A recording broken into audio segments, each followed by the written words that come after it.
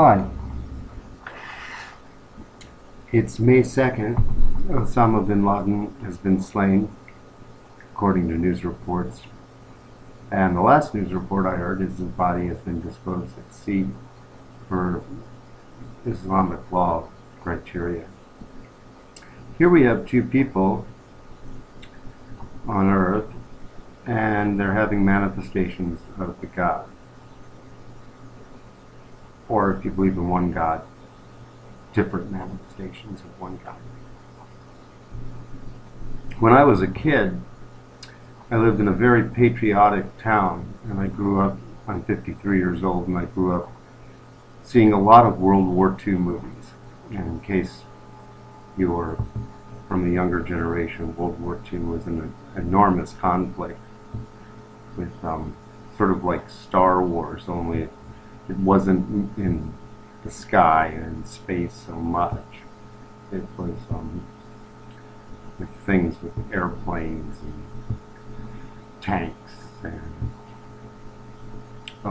lots and lots of soldiers and a whole bunch of civilians without uniforms on getting killed, and groups of civilians who were inconvenient getting killed in things like high schools, only they didn't even have class to skip, and there was no escape, and they were put to death, and their bodies were used for slave labor. It happened all over the planet, most astonishingly in Europe, which because of variations on border disputes, Europe had carved up the whole world, and then it lost its mind over border disputes, and a whole bunch of people died. And the United States had the sanest group of people, including politicians, and the world's, in my opinion, very lucky that the United States was instrumental in causing the war to come to a swift end. Here we have two people with different visions of God or the gods. And here we have what could be trouble. It depends on how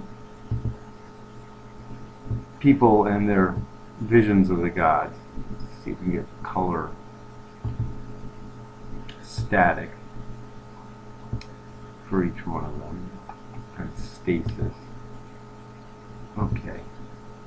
So, in my experience, generally what happens is these tendrils are manifestations of what has happened, what might happen, daydreams, actual dreams, actual histories of what has gone on prior to people. Not necessarily these two individuals here. This one's a little pale. If people can make him out. If I showed up over there. Well, we'll just have to see.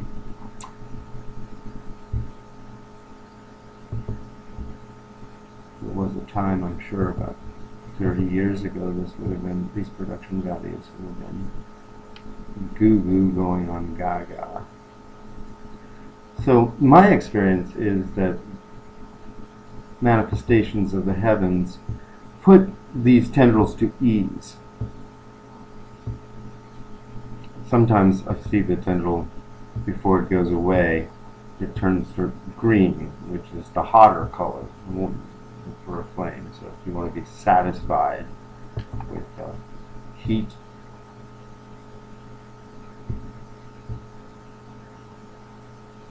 green is actually hotter.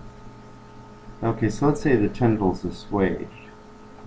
But let's say the tendril is persistent, and this dream or this manifestation, perhaps it even gets emboldened for some reason. It becomes thicker and harder.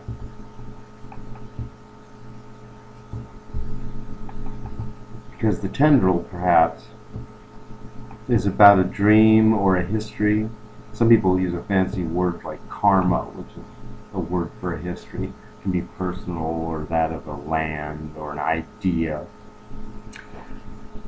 And the tendril just won't take no for an answer and comes down and says, "Hello, dark purple person." So there were all these movies about World War II as a kid. I had a memory of having been in the war in a previous lifetime. And to my satisfaction, I was on the side that won and had, through one way or another, gotten reincarnated yet again in the country that I had fought for, the United States. So, among the movies I saw, there were a few that mentioned Tokyo Rose, which was this phenomena that Nazi Japan, Nazis were and are, as far as I'm concerned, bad political institutions that have short-sighted visions on how to make things happen. Anyway, Tokyo Rose was a nickname for a number of different Japanese women who would broadcast to our servicemen in the Pacific, and their broadcast did not require a radio to be on. So this broadcast manifested itself in thin air, and there were movies in which you could see people holding guns, laying in foxholes, sitting around campfires, and you hear this voice, they'd be sitting around, and you hear, "Hi Joe, you far from home. You need to go back to your home. Where's your sweetheart? Where's your sweetheart? She's out there, Joe. Hey, I heard your sweetheart. She really likes that new boy across the street. Yeah, Joe, you far from home. You go back home, Joe. You need to go back home, Joe. You go back home, Joe." And the guys are looking at each other like, "You go back home, Joe. You go back home. You far from home. You no need to fight out here, Joe." Well, okay. So there are these manifestations, and I took it, wow, that's really weird because they don't have a radio on.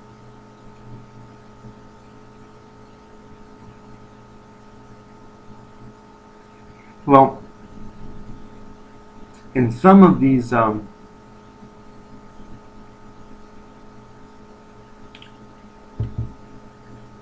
shooters,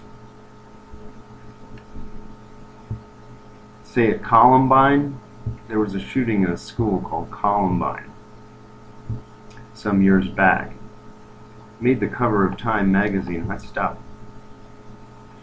to think about how we cover microwaves, because as a kid, if microwaves came out of thin air and started talking to people, that would be immediately enforced by something called the FCC, the Federal Communications Commission, because of the Tokyo Rose.